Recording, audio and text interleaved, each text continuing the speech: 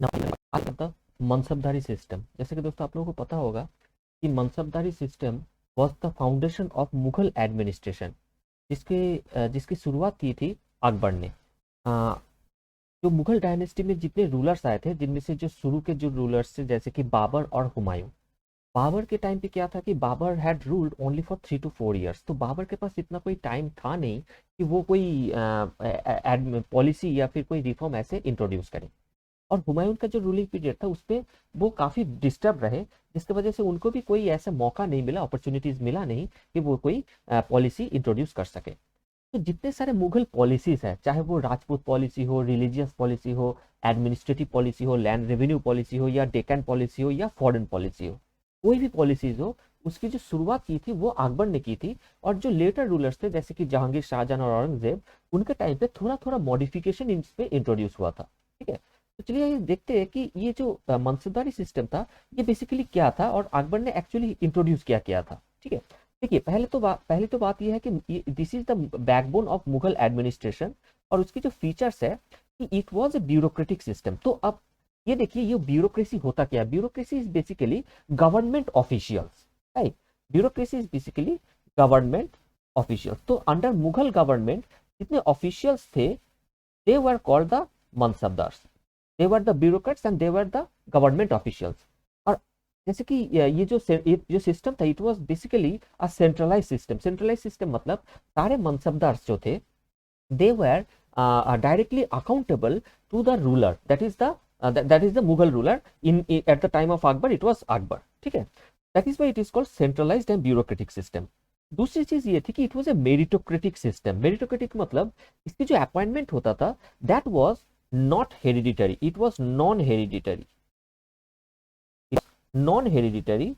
और आ, आ, इसकी जो अपॉइंटमेंट होता था that was based upon merit, right. और जैसे कि आप लोगों को पता होगा कि मुगल्स जो थे, they were very liberal in nature, their perspective was very wide.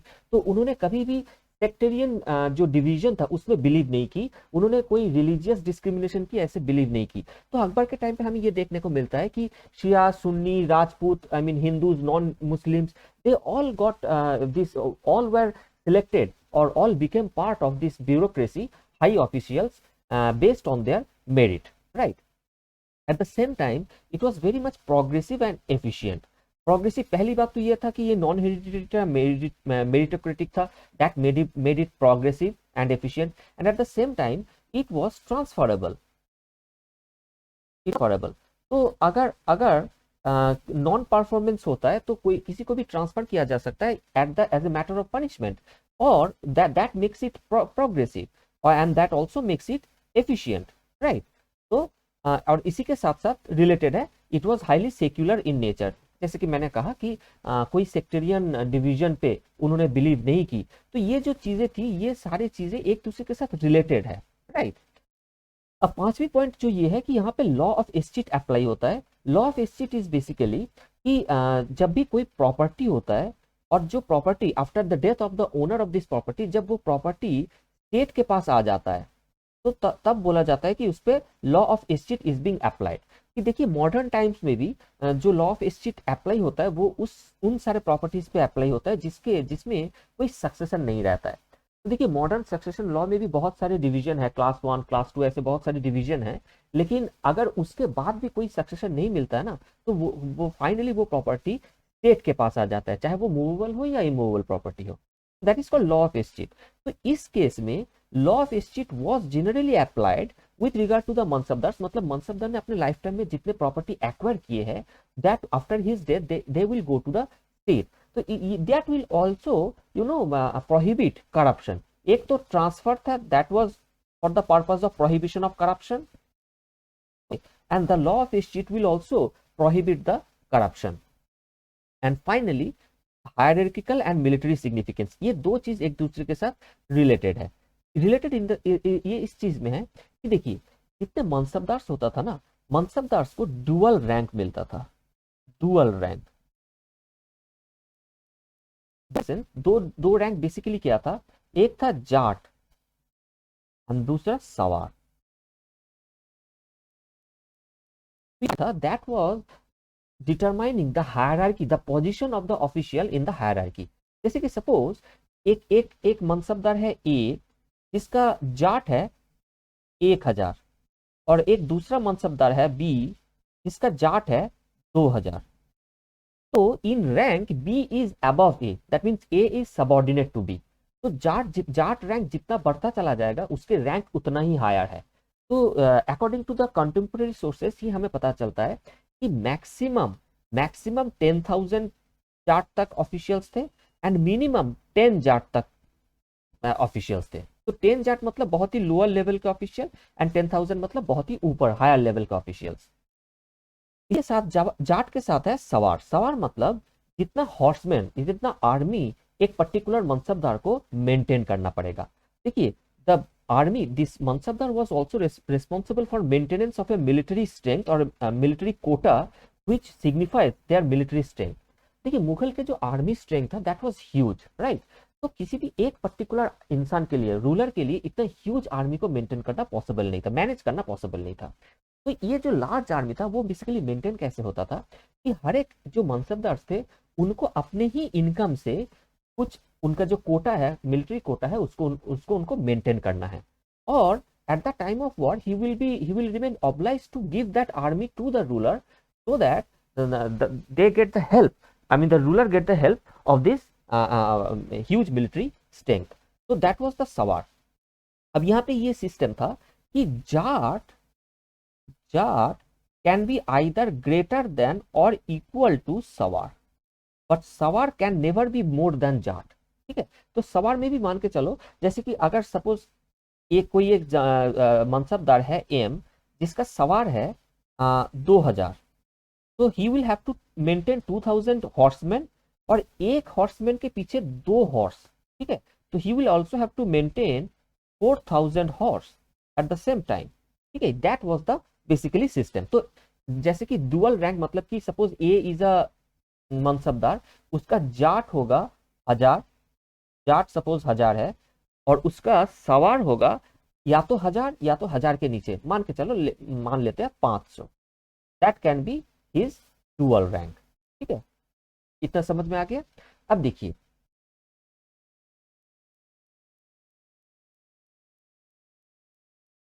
Mansabdar were basically government official. ठीक है ना। अब मनसबदार को जो है for his service they will get remuneration, right? And based on the manner he used to receive remuneration, there was two type of mansabdars, right? One was नगदी मनसबदार। नगदी मनसबदार कौन थे? जिनको कैश सैलरी मिला, जिनको सैलरी जो मिला था वो कैश में मिला था, तो नगद, इस नाम से आता है नगद। ठीक है, नगदी मनसबदार। और दूसरे टाइप के जो मनसबदार थे, उनको कैश सैलरी नहीं मिला, उनको लैंड ग्रांट मिला, land grant. They were called jagirdar, मतलब उनको जो लैंड मिला दैट वाज जागीर लैंड। ठीक है, अब देखिए, जो अगर लैंड को अगर हम क्लासिफाई करें मुगल एडमिनिस्ट्रेशन में, it was basically 3 types of land.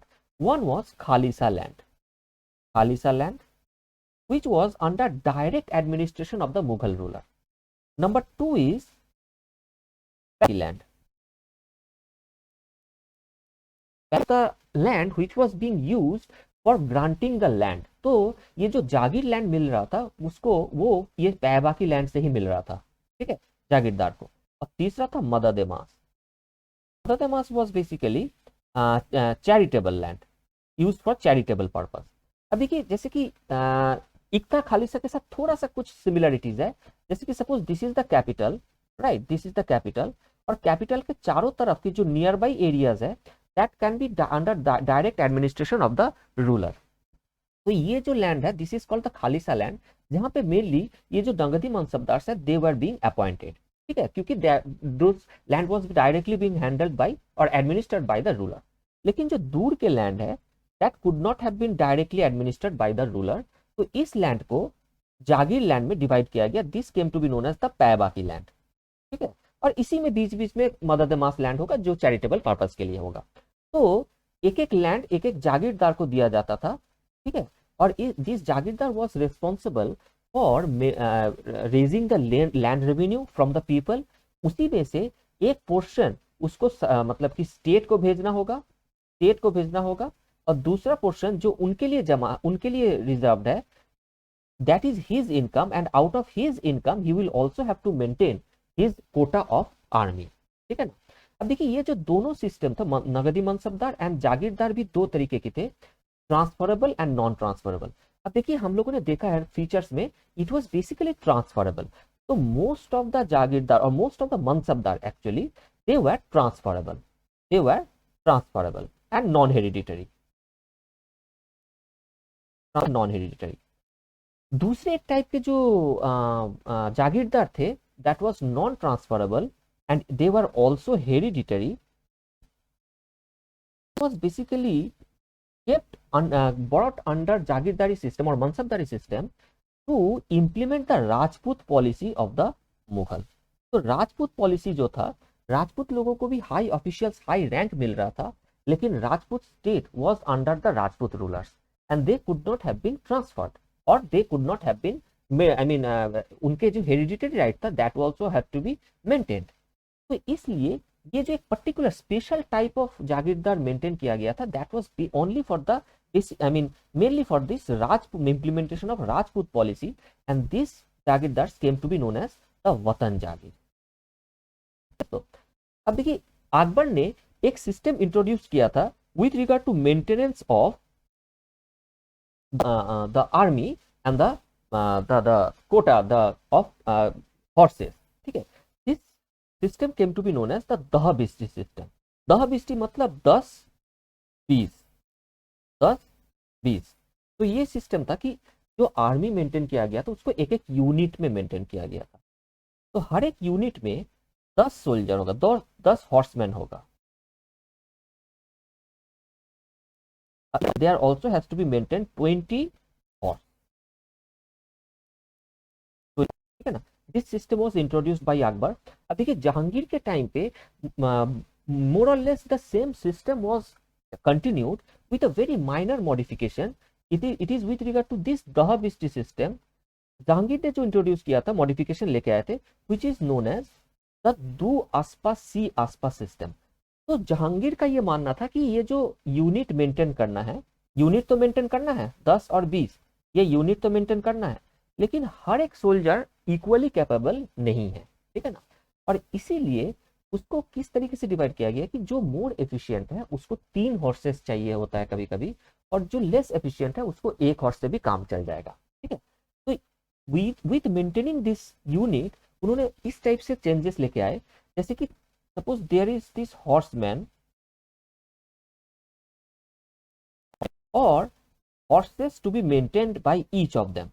तो 3 हॉर्समैन ऐसे थे जो एक एक हॉर्स मेंटेन कर रहे थे। ठीक है ना, तो टोटल कितने हो गए हॉर्स? 3। 4 हॉर्समैन ऐसे थे जो 2-2 हॉर्स मेंटेन कर रहे थे, तो टोटल कितने हो गए? यहाँ पे 8 हॉर्स हो गए। और 3 हॉर्समैन ऐसे थे जो ईच 3-3 हॉर्स मेंटेन कर रहे थे, तो यहाँ पे टोटल कितने हो गए? 9। तो यहाँ पे टोटल हॉर्समैन तो हुआ 10, और यहाँ पे हॉर्स टोटल मेंटेन रहा 20। तो ये 10 और 20 का रेशियो मेंटेन रहा, लेकिन इसी बीच में एक थोड़ा सा minor modification, structural modification was brought by Jahangir. ठीक है ना, दिस इज कॉल्ड द दो आसपास सी आसपास सिस्टम।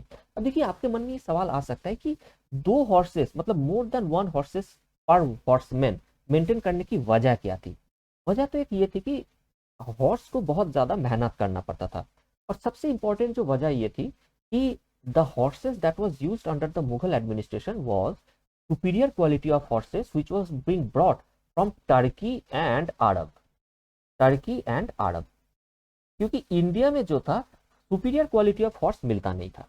अब देखिए ये टर्की और अरब की जो हॉर्सेस थे, they used to fall very frequently sick in Indian climatic condition, क्योंकि टर्की और अरब का क्लाइमेटिक कंडीशन इंडिया से काफी डिफरेंट था, and they used to very frequently fall sick. ठीक है ना, इसी वजह से मतलब कि मोर देन 1 हॉर्स मेंटेन करने की जरूरत थी, और उन्होंने मेंटेन किया भी था, लेकिन उसमें भी इस टाइप से कुछ कुछ स्ट्रक्चरल चेंजेस लेके आए थे।